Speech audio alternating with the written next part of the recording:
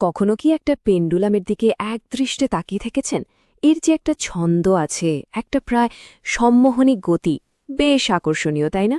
তো চলুন, আজ আমরা এই সাধারণ দেখতে দোলনার পেছনের অসাধারণ ফিজিক্সটা একটু সহজ করে বুঝি। দেখতে তো মনে হয় পেন্ডুলাম শুধু এদিক ওদিক দুলছে, ব্যাস।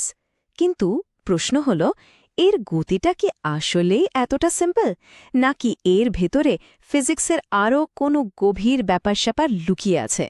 প্রথমেই চলুন পেন্ডুলামটা যে পথে চলে সেদিকে একটু ফোকাস করি। ফিজিক্সের ভাষায় এই বিশেষ ধরনের গতিপথটাকেই বলা হয় দোলন গতি। আচ্ছা, কি এই দোলন গতি? একদম সহজ কথায় দোলন গতি মানে হলো একটা সেন্ট্রাল পয়েন্টকে ঘিরে বারবার সামনে পেছনে আসা যাওয়া। মূল শব্দটা হলো এই ব্যাক অ্যান্ড ফোর্থ বা যাওয়া আসার ব্যাপারটা। এই জিনিসটা একদম পরিষ্কার হয়ে যাবে যদি আমরা এর পুরো সাইকেলটা দেখি।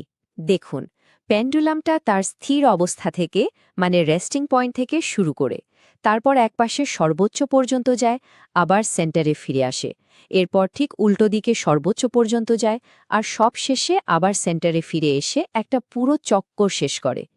এই যে পুরো রাস্তাটা, এটাই হলো দোলন গতি।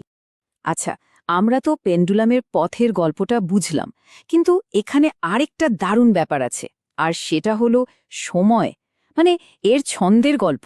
এই আইডিয়াটাকেই বলা হয় পর্যায়বৃত্ত গতি। পর্যায়বৃত্ত গতি জিনিসটা আরও সোজা। এর ফোকাসটা পথের ওপর না, সময়ের ওপর। মানে কোনো গতি যদি ঠিকঠাক একদম সমান সময় পরপর নিজেকে রিপিট করে, সেটাই পর্যায়বৃত্ত গতি। আসল কথাটা হলো সমান সময় অন্তর। আর এখানেই হলো আসল মজাটা। পেন্ডুলামের গতিতে এই দুটো জিনিসই একসাথে ঘটছে।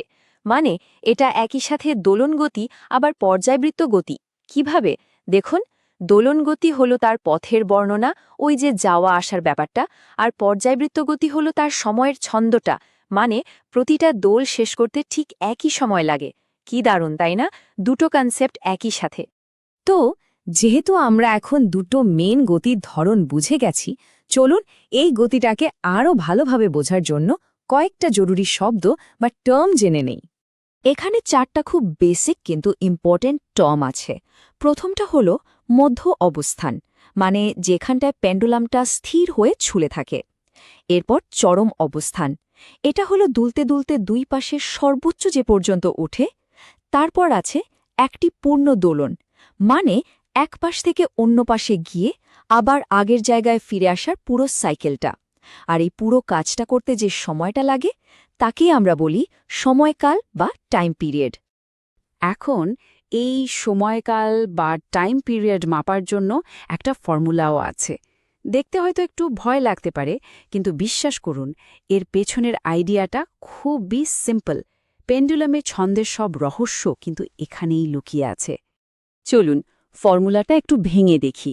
এখানে টি তো হলো সময়কাল, এল মানে হলো পেন্ডুলামের সুতোর দৈর্ঘ্য, আর জি হলো গ্র্যাভিটি বা অভিকর্ষজ ত্বরণ।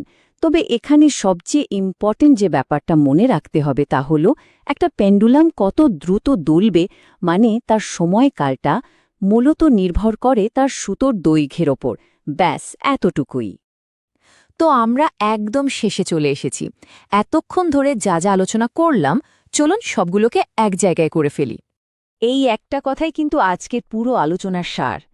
একটা ঘড়ির পেন্ডুলামের গতি, একই সাথে দোলন গতি, কারণ এটা একটা কেন্দ্রকে ঘিরে আসা যাওয়া করে, এবং এটা পর্যায়বৃত্ত গতিও, কারণ প্রতিটা দোল শেষ করতে এর ঠিক একই সময় লাগে।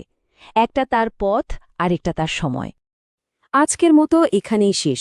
তবে যাওয়ার আগে একটা প্রশ্ন, একটু চারদিকে তাকিয়ে কি ভাবা যায়? আমাদের আশেপাশে এমন আর কি কি জিনিস আছে যার মধ্যে এই দুটো গতি একসাথে কাজ করছে? একটু ভেবে দেখবেন কিন্তু।